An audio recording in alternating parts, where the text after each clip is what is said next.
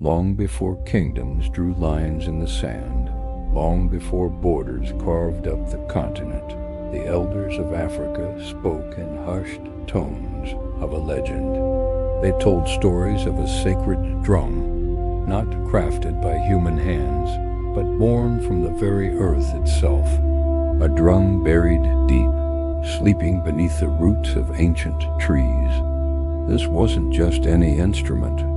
They said it possessed a unique power, a voice that could pierce the veil between worlds. It could speak, but only to those who had already passed on, only to the dead. Generations came and went, and the story of the drum became a myth, a fireside tale for children. But then the rains stopped. The sun beat down with a merciless heat, cracking the earth and withering the crops. Famine, a slow and silent predator, began to stalk the land. The king, watching his people suffer, grew desperate. He remembered the old stories, the whispers of the talking drum. In a final act of hope, or perhaps hubris, he commanded his strongest men to find it, to unearth the legend.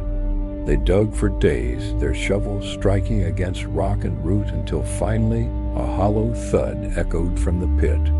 They had found it. The drum was magnificent, carved with symbols no living person could decipher, and it seemed to hum with a strange, dormant energy. The king, his face etched with worry and anticipation, ordered the royal drummer to strike it. The first beat was not a sound, but a feeling, a deep, resonant tremor that shook the ground beneath their feet. The second beat followed, and the air grew thick, heavy with an unseen presence. And then they came, voices, not from the living, but from the soil itself. Whispers rose from the dust, the ghostly chorus of forgotten ancestors. They warned of a curse, a terrible price for disturbing their slumber. They spoke of forgotten rituals, of broken promises made to the land. They begged the king to return the drum, to let them rest. But the king, blinded by his people's suffering, refused to listen. He believed the drum was the answer to his prayers, not a harbinger of doom. He ordered the drummer to play on, to demand rain, to command the earth to yield its bounty. He ignored the pleas of the dead. The consequences were swift and devastating.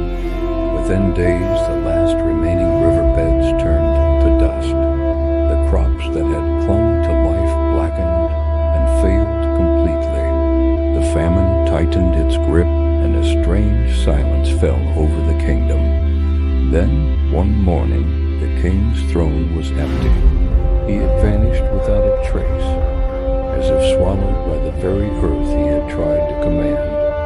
The sacred drum was never seen again.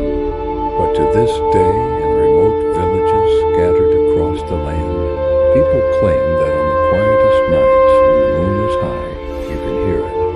A faint, distant drumming on the wind. It's a chilling reminder from the ancestors, a timeless warning that the dead never truly stay silent, and that some secrets are best left buried. Thank you for watching, and if you enjoy stories from the depths of history and myth, don't forget to subscribe for more.